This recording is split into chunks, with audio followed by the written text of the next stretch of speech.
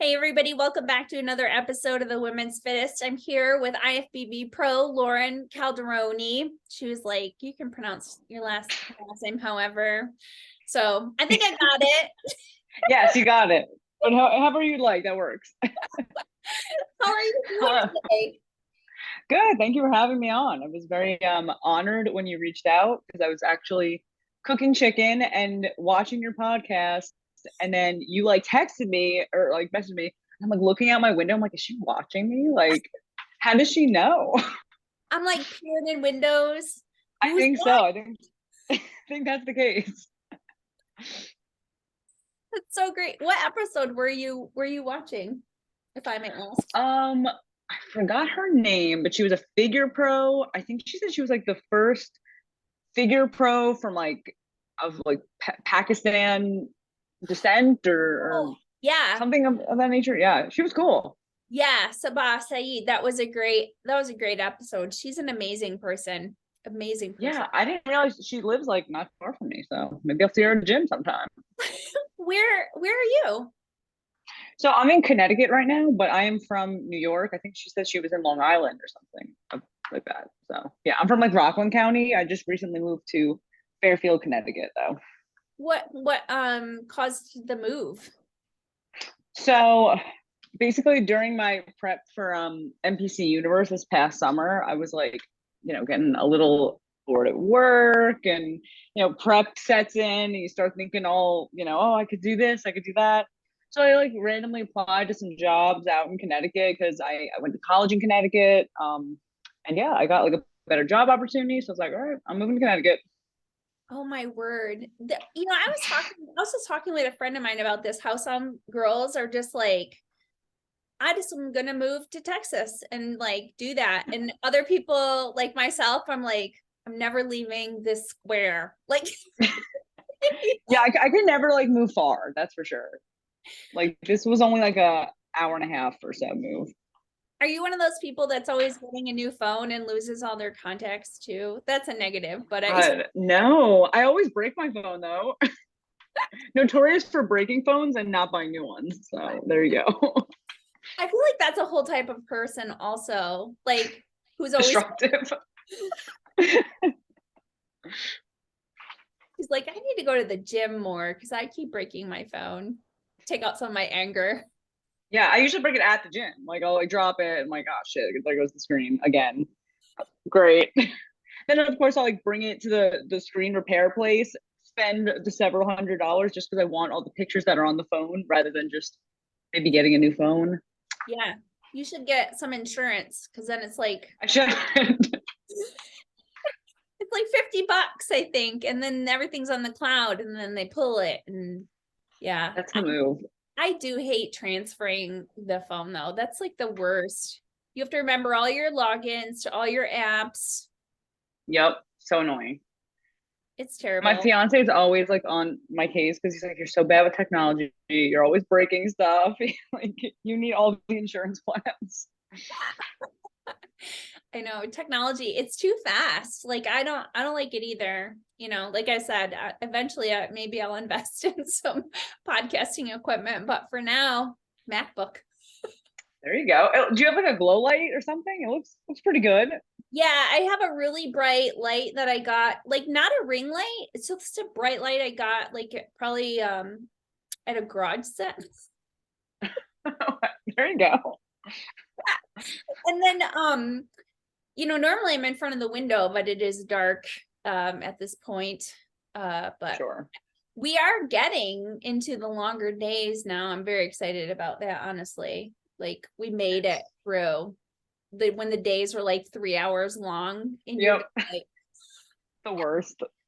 it is the worst. It is the worst. So, well, Loren, one of the reasons that I had you on was because you are a new pro. And, we talk about this all the time. You have your beginners, like beginner people who are just learning about health and fitness and bodybuilding and getting into it. And then, you've got your people that have been doing stuff for a couple of years, but maybe not correctly. And, you move your way up and there's different levels. So earning your pro card this summer, we're gonna talk about this because you I mean, I don't know what your plans are, but you know, sometimes there's a pretty good gap between getting your pro card and then competing on the pro level for some people anyways, as far as like putting on a good amount of lean tissue. So we're going to talk about your whole story, but I always begin with asking, you know, what your background is, going way back to sports you played as a kid and how that transitioned into getting into bodybuilding. And just to set the record first, can we get a couple of stats? Like, how old are you, and height, and what was your weight when you won your pro card on stage? Yeah, definitely. So my height, 5'2", age 26, which is funny on like Instagram. People are either messaging me thinking like, "Oh my God, you're such a ripped teenager," or "Oh my God, like you're a middle-aged woman." So it's it's one extreme or the other. I'm like in the middle. Let's calm down. I'm 26. And my weight, I think my stage weight, like the morning of the show, I think I was 119, and then like we carved up a little bit, and before prejudging, I was probably like 122. So relatively light, but yeah, I'm 5'2", so I'm pretty short also. Yeah. And then as far as like my background in getting into this, not super athletic at sports, which I see on your podcast is like a lot of the girls say, yeah, like I wasn't good at sports. Yeah, it's really, I mean, kind of like your analogy about your age. It's very hit or miss. Some people are like, I did all the sports since I was 2. I was bench pressing and doing pull-ups, or they're like, yeah, it was super awkward. And I mean, some people were even bullied and stuff. And so that's kind of why they got into it. So I'm always curious what the lead into bodybuilding was. And so how did that happen? And when did you get started? Yeah, so I guess growing up, I was never like really good at sports, but I looked like very athletic. Like I had like a six pack, and like I looked like I would be good at sports. But then my dad would, like throw me in a sport, and I was like, "Ah, Dad, I kind of suck." And he was like, "Yeah." So we my interest was like very weird. Like I tried like soccer, basketball. I wasn't really good at those. But I was like, I wanted to do martial arts, and I wanted to do like parkour, and I ended up like doing some gymnastics, and but my main like focus was martial arts. So like when I was really young, my dad and uncle, they were into like jujitsu and judo. So I would see that and I was like, "Oh, Dad, like, I want to try that out." And he was like, I think apprehensive, but I kind of like bullied him into letting me give it a try. And I was like absolutely obsessed with it. So I did MMA and judo mostly, growing up, and that kind of got me into being like, okay, I suck at sports that involve a ball, but I am like kind of athletic. So let me lean into this. And in conjunction to that, there was a lot of like weight training going on. So like I would always be doing like pull-ups and stuff. We'd have like workouts aside from just like sparring. So that kind of got me into more like training. So like every night before bed, I'd go into my parents' basement, and, like do like 100 pull-ups, do like 10 sets of 10, and then like 10 sets of 10 push-ups and crunches. And I was like, all right, I look jacked. I'm going to bed now. So I was like, I don't know, like 75 pounds at the time. So yeah, that kind of got my interest into training, because I guess I just wasn't good at actual sports. So we went to that. What's funny is like, you're just like some of these girls who are like, oh, I was never into sports, but like I did competitive dance, or like there's always something that is like actually very physical and kind of body. So I mean, you had a sport. It just wasn't like a team sport, for instance. Definitely. Yeah, for sure. And then like that kind of transitioned into like a little gymnastics. I did some of that, and the parkour never took off. Never never too good at the parkour. Unfortunately. But I didn't know that was a thing. Like I've seen that, like the parkour, like have you seen the joke thing? Like, what is that from The Office or on something? The Office, yeah. So that was me growing up. I was Michael Scott. Like, I don't know what that was when he's saying it. I know. I know. Yeah, I have like footage. I should put it on Instagram at some point of like me and my best friend. We'd like hit the streets and like I'd climb up like onto our old like elementary school building and like jump off and then do like a rollout on into the like pavement. And I thought it was like super cool, but That would be looking back, not too cool. Kind of dangerous. people are like, where are her parents? Yeah, literally. Well, we told them we're going for a bike ride. Yeah, like jumping off the building. So funny. You seem like maybe one of those people that have you ever seen the people that do like the wall walking where they run up a wall and then Oh they yes, I did a lot of attempting at that. Wasn't that easy? it's really I always tell people at the gym, like still to this day, my hobbies are that of like a 12-year-old boy. I've always been like just a 12-year-old boy at heart, I think. Like I was into hacky sacking, like just totally weird stuff. that's awesome. Eh, made you who you are. You're a little different. That's good. Yeah, there you go. Tomboy, I guess. Yeah, I was too. I definitely was too. I mean, I grew up on a farm and we were like snakes and frogs and by the Oh, pond that's cool. and like all that type of stuff. So yeah, Nice. yeah. So you were doing like some weight training along with your jujitsu. So the bodybuilding spark, how did that come along?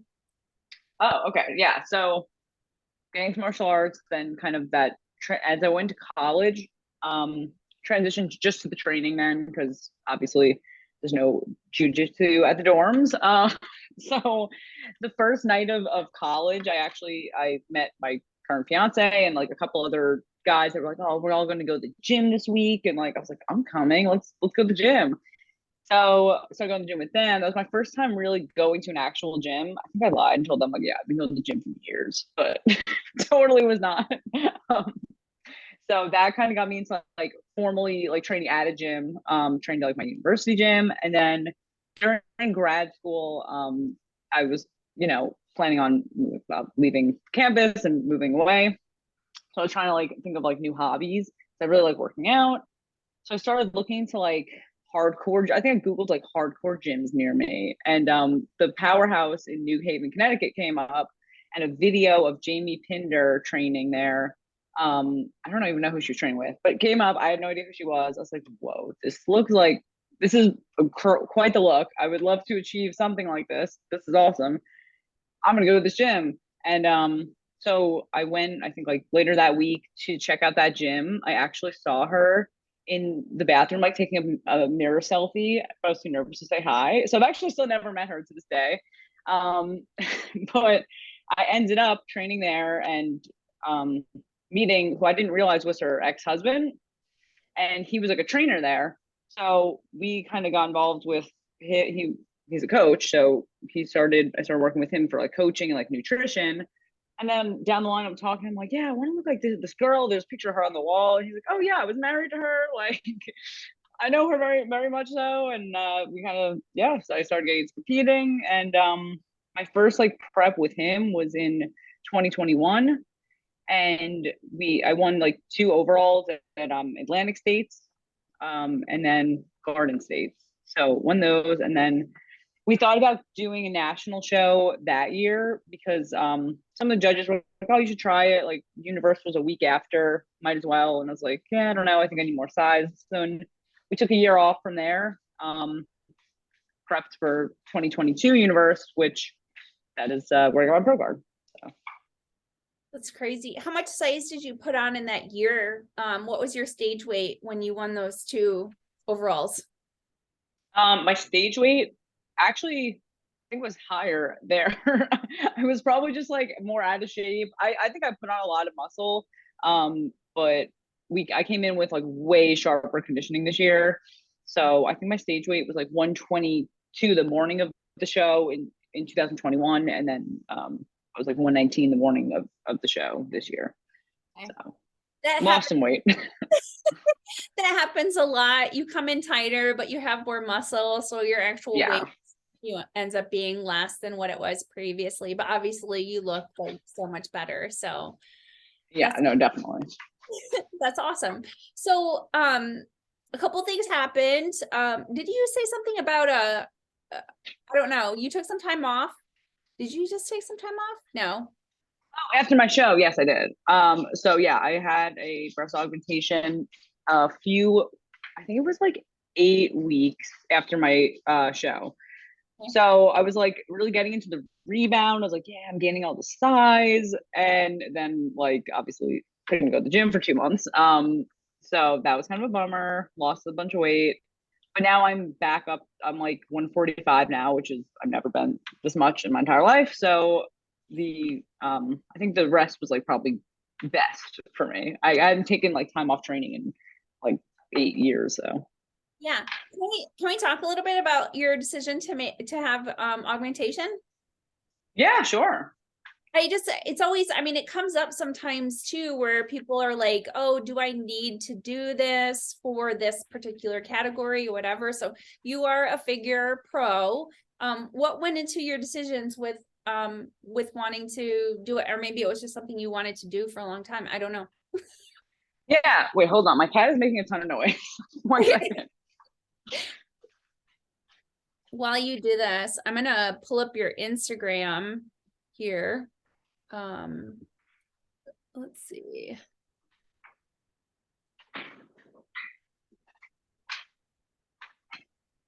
And oops, I need to share.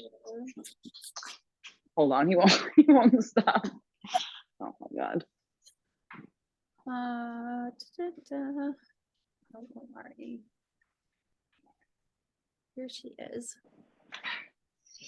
Just to give Yes. people a little bit of an idea, first of all, I love this picture so much.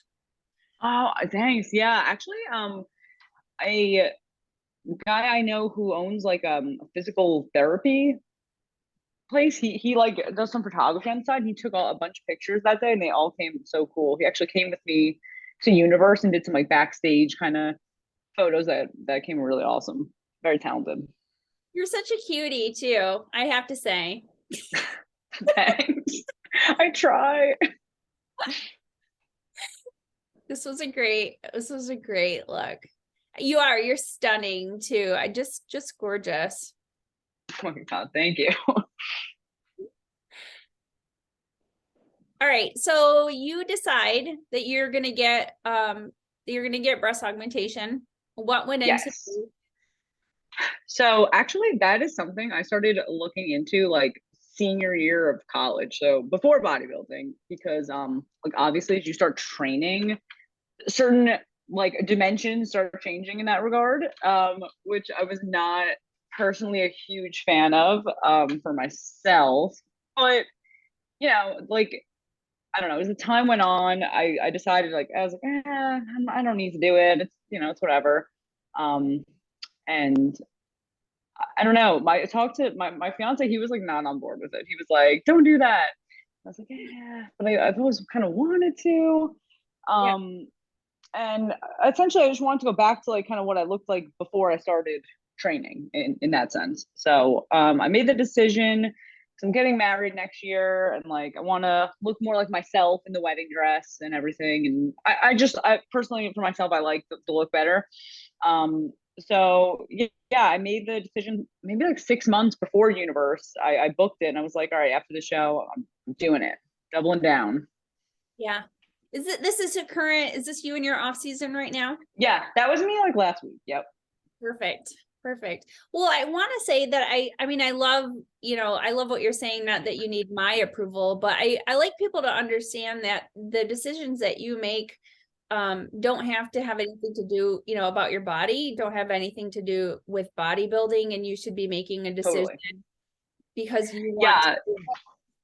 Yeah, I Yeah. actually so the stage itself like that made me second guess the decision a little bit because I was like, a lot of like Miss Figure Olympia, for example, she does not have breast augmentation, and she looks absolutely stunning. So I was like, it might deter from the look actually, but I was like, you know what, I'm not going to make the decision just based on like how it'll look on stage. So I'm going to do with what I want, and the stage will result will be what it is.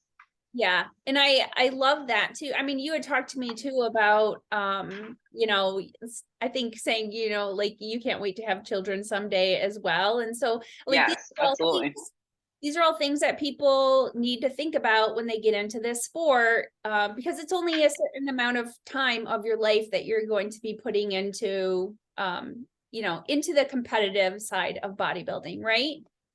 Totally. Yeah, I say that all the time to people, like my some of my, family members will be like, oh, like, you could like be a little lenient on your diet. I'm like, I'm not gonna be doing this forever. So I'm gonna go hard at it now while I don't have like a ton of other, responsibilities other than obviously my job. But yeah, I'll go hard at it now, and then down the line I'm probably gonna like have kids, stuff like that. So this will be on the back burner at that point. Yeah, absolutely. So what is the plan? What's the plan? Well, so my coach, he feels we could do something this fall. I guess we'll see. I I don't know, like as far as size wise, I feel like I need to be significantly larger, but I guess we'll play it by ear. The goal right now is just was essentially putting back on the size I lost from the 2 months off, which we surpassed that. So at this point, we're just gonna keep growing probably until like June, July, and then assess. Okay, like does this look like we could realistically prep for something this fall, or should we push it like into next spring? So I guess we'll see. But I'm getting married in September, so might be like prepping at my wedding. I guess we'll see how that goes.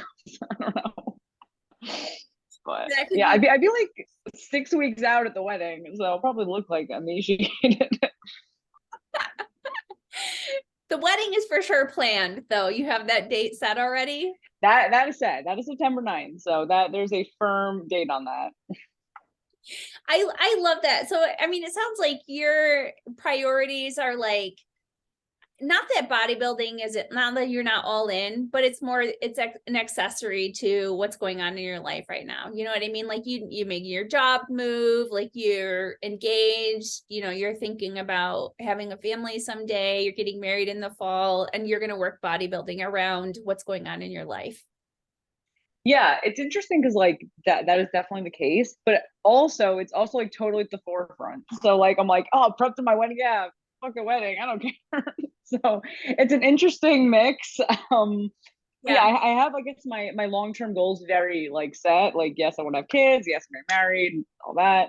And then like bodybuilding right now is kind of in the forefront with those things set down the line. So let's talk about, so what does your day look like? What are you doing for work right now? So I am currently my role is an electromechanical engineer. I work for a company that makes semiconductor um, machinery essentially, and my day is basically driving to the office, sitting there for like 10 hours and then hitting the gym. But at work, it'll vary. Like a lot of times, it'll be more design. So I'll be sitting at the computer all day designing, and then other times I'll be out on the floor, seeing what the build looks like, and making manipulations based on issues that they're having down there. So it kind of varies, like where things are in the project timeline wise. But I kind of like to not be on my feet, like to sit at my desk and like hide. um, so during prep, that's nice because last prep, like I was strictly doing design work. And I was just sitting in my cubicle, like hunkered down, sitting on a hernia pillow, and just just being to myself essentially. It does make for a difficult prep if you have an active job. So it's a lot easier to add activity than to like try to remove it. So that makes a lot of sense. Totally. I don't know how like nurses do it. I talked to a lot of figure girls, and they're like, "Yeah, I'm a nurse." I'm like, I don't know how you do that. No idea. Cannot imagine. And it's got to make it difficult for building as well when you have to counter all that activity when you're trying to put on, Yeah, right. you know? Yeah. Yeah, I lucked out in the decision, I guess, to just be behind a computer. So you're still being coached. Are you being coached by the same person? Yep, yeah, Gordon Falsetti. Yep, still you we've been together working together for like almost 3 years at this point. Okay. In July will be 3 years. So yeah. And you're meal prepping and taking all your food to work with you right now? Yes. Yeah. And it's weird in my office, it's like very like new wave. So no, you don't have like an assigned desk. Like every day you come in, like you put your stuff down wherever you want. So like you don't have like a home base. And I'm here with like 10 bags of food. And I have to like move around if I get up for a meeting. I have to like bring all this stuff with me. Like this is too much. But yeah, so I bring all my food to work.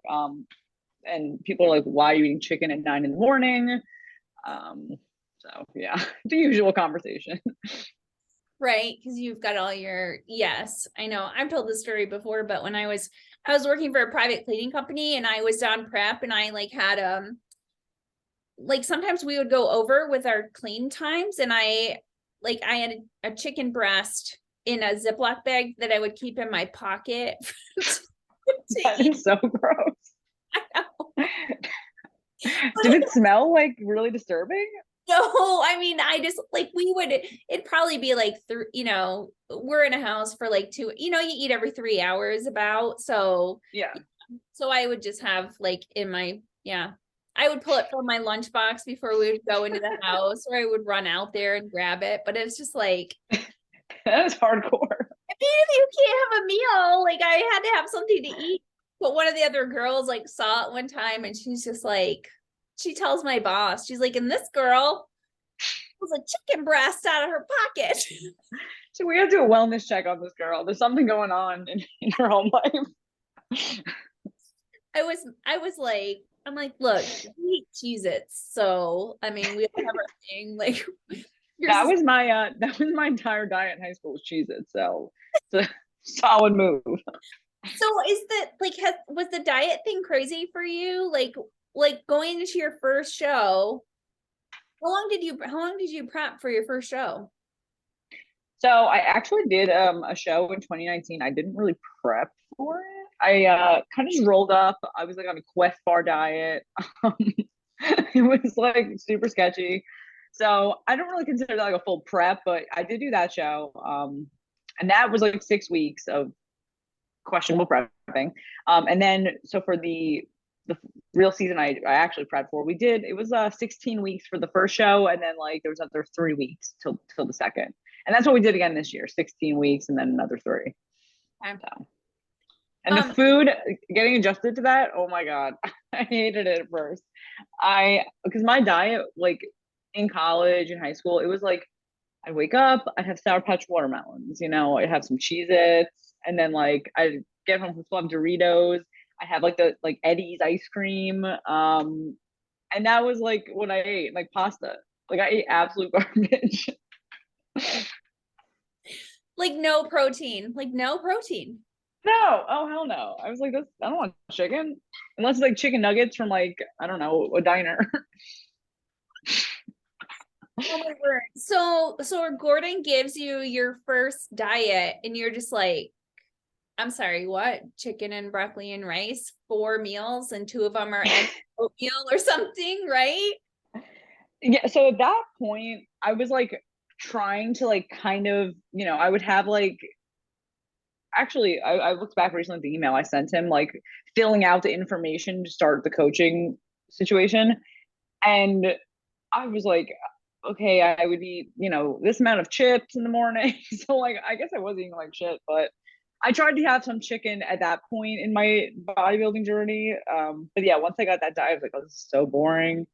But yeah, once a few months of that, ritual started, now it's like it's not bad anymore. But You must have responded so quickly, like because of your nutrition turnaround. Like yeah, I really did. Like we were able to really get my calories like pretty high pretty quickly, and I still had like abs and was like pretty lean.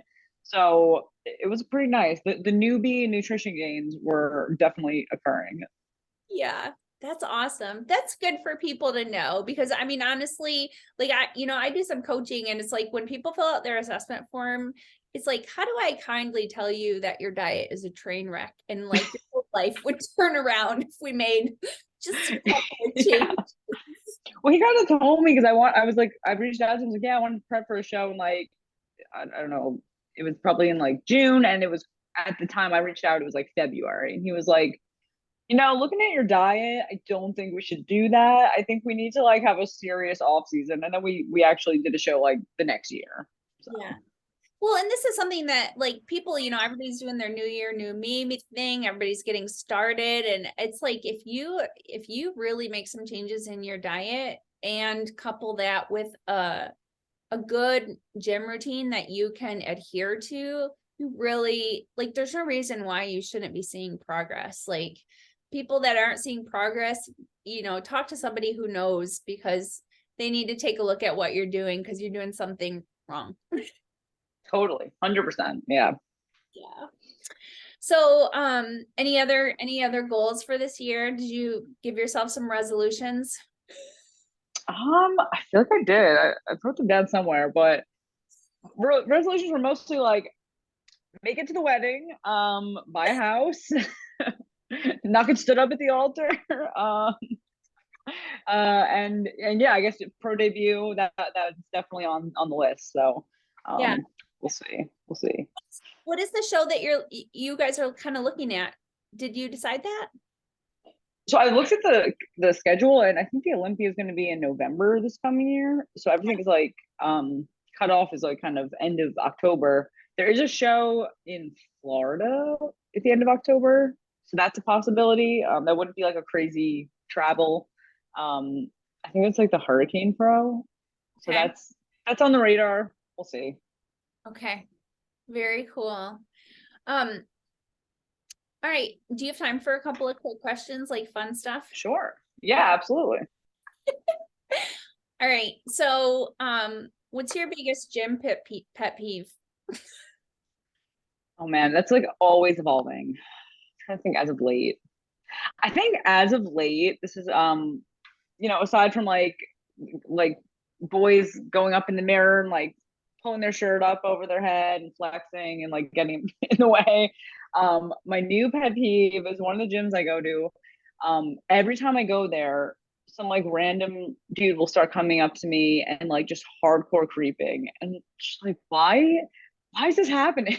Like I feel like I at the gym do not look like I'm like ready for like a chat. You know, I'm I feel like I'm trying to keep some intensity up, but oh my god, they're just unstoppable. And the conversations, like I don't be rude, but they're just going on and on. Like, where are you from? Like, what do you do? Why are you here? So that is my new pet peeve of men trying to flirt at the gym. Yeah.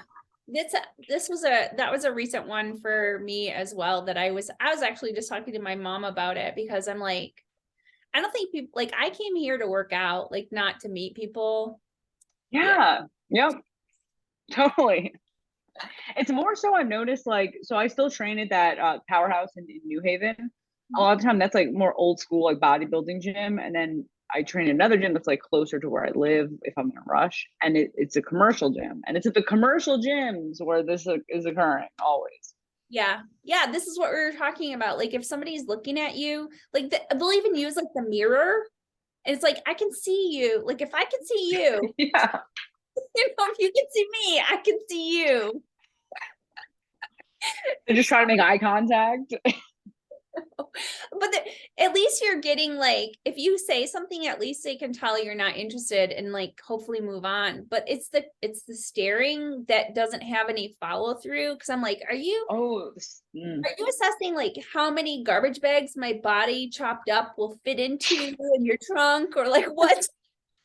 I don't know what the staring like. that is absolutely what they're thinking. Can I skin her and like wear her as an outfit, or like what's the deal? Muscles come with it. Like, I don't know. Yeah. Yeah, the stare. Actually, I prefer the staring though because the conversations, I'm like too awkward to exit it, so I just like keep it going. Because I'm like, this is awkward, and then it just goes on and on. Oh man! And then you go back to the gym the next day, and that person's there. Like after the long powwow, you can't not acknowledge them. Then Yeah. I think I just end up being rude and then people I'm a bitch. what they do, but they're like, oh, she was so nice. And then she was just rude. I'm like, I don't have time to talk to everybody every day. Good for Sorry. you. That's my New Year's resolution. I'm gonna start being rude. Here you Hell go. yeah. Yeah. You just wear a shirt that says bitch. I'm a bitch. Actually, I kind of mentioned this to my coach. I was like, it's like about this happening, and he's like, you need to set firm boundaries with people. And I was like, oh shit, you're right. That's Yeah. the goal. I'm gonna do that. Well, you know, it's funny. My mom's a behavioral therapist, and I talked to her about this years ago. And she was like, you know, when you go into the gym, like you have a purpose and a goal. And so you need to tell these people, like, you can't talk right now, like maybe after you're done working out. She goes, like, you wouldn't go up to she said like professional baseball player, but during practice and interrupt their practice because they're doing it in order to, you know, achieve their goal. So Yeah, no, that's such a true, like, just great point for and then sure. if you wait until you're done, they'll hopefully be gone. So They'll be stalking you by the car. just waiting to walk you out. Yeah, in your trunk, creeping. Yeah. Can you help me get these chairs out of the back of my van? Does cloth smell weird? It's funny. Um, yeah. My other one too is just people not putting their weights back. Like that's so annoying. That is highly annoying for sure, especially on the leg press. Oh, I know. Yeah, it's always loaded up. It's always the leg press. Very nice. All right. What else I was gonna ask you? Oh, what is your favorite and least favorite thing about social media? Hmm. My favorite thing, probably like a common answer, is like connecting with all sorts of like-minded, souls doing, whether it's bodybuilding or whatever your hobbies are. That's exciting because like it's not every day you run into like other competitors at the gym actually. And it's almost better when you get to interact with them on social media rather than in person when you're trying to work out. So it's like perfect storm, like just, keep the interaction on here. It's nice. Least favorite, um, I mean, the nasty comments used to be my least favorite, but now I kind of find them quite humorous. I enjoy them. Like, it's interesting. Like, that someone cared enough to write some of the nasty shit they're writing. So, I don't know. Least favorite, I guess, like the effort to try to stay relevant when, like, especially in the off season when like no one cares what you're up to. Yeah, So I was gonna ask you about that, like how you feel about that, because I know it can be a tough time, and you are probably, I mean, you don't look out of shape, but you are somebody who's in the thick of having to put size on, and you know, totally.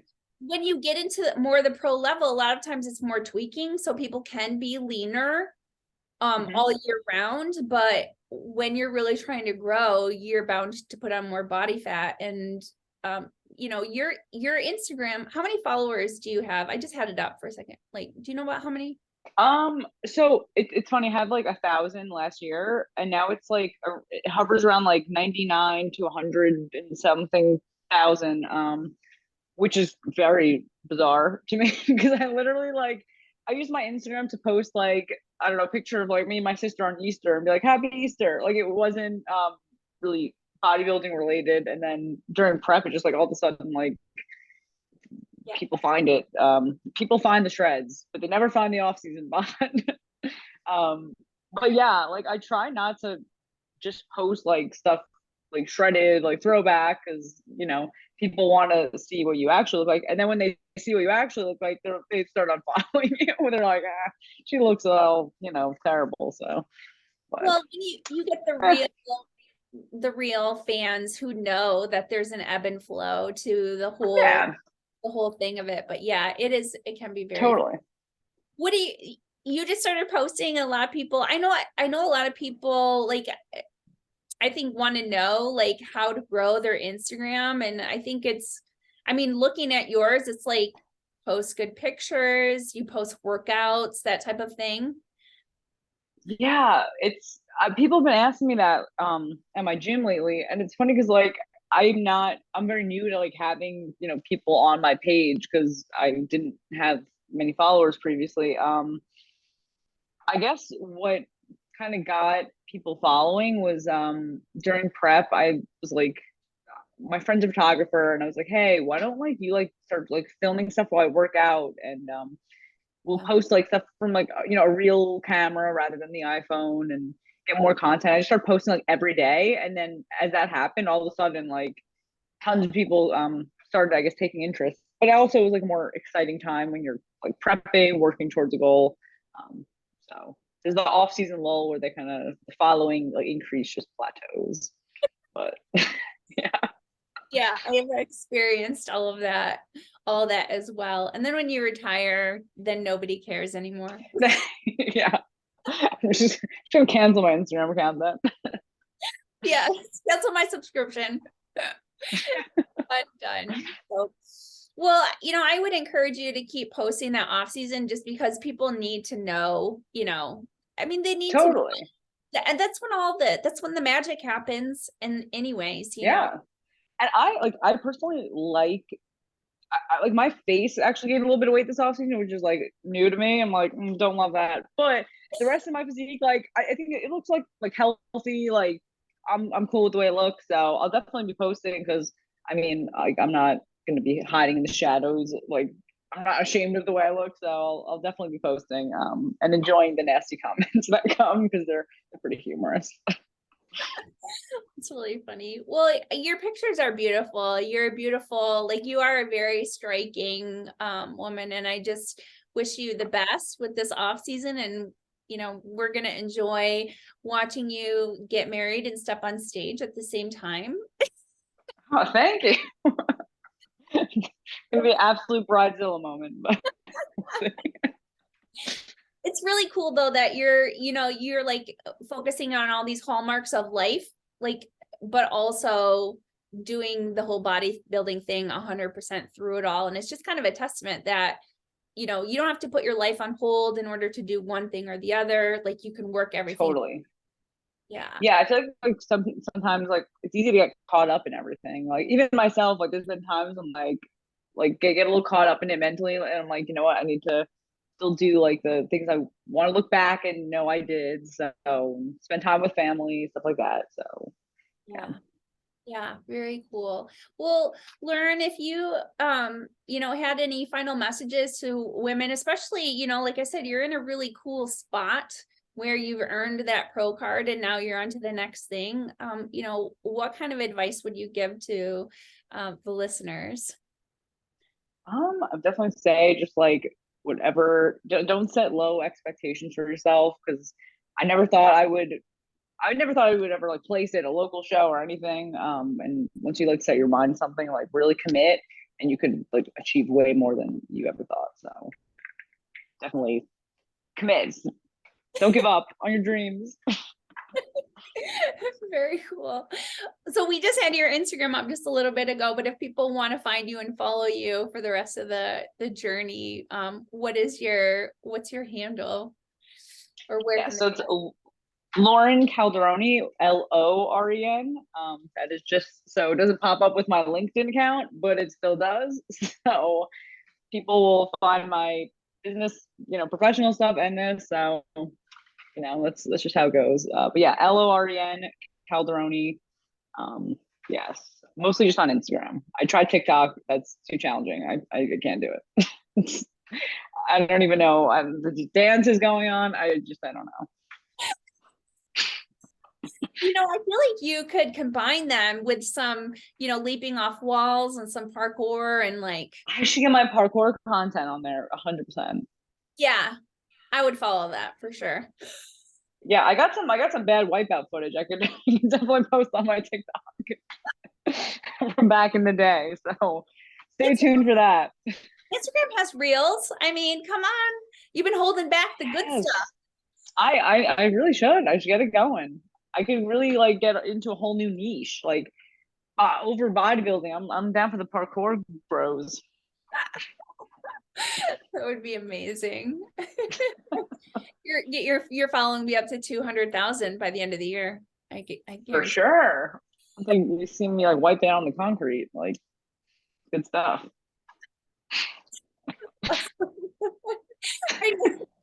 Just from our banter from Instagram, I knew this was going to be a fun one. So thank you. Thank you so much for that.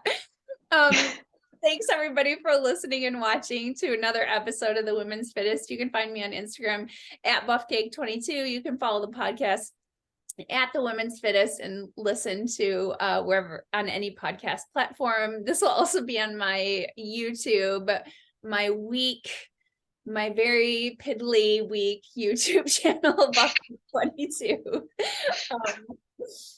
So have a good day, and remember that healthy looks different on everybody. Thanks, Loren. Thank you. I think I'm going to end up hanging up. Oh, I think we're still, oops. Where did there's only nice outro. only giving me the option to end the meeting. So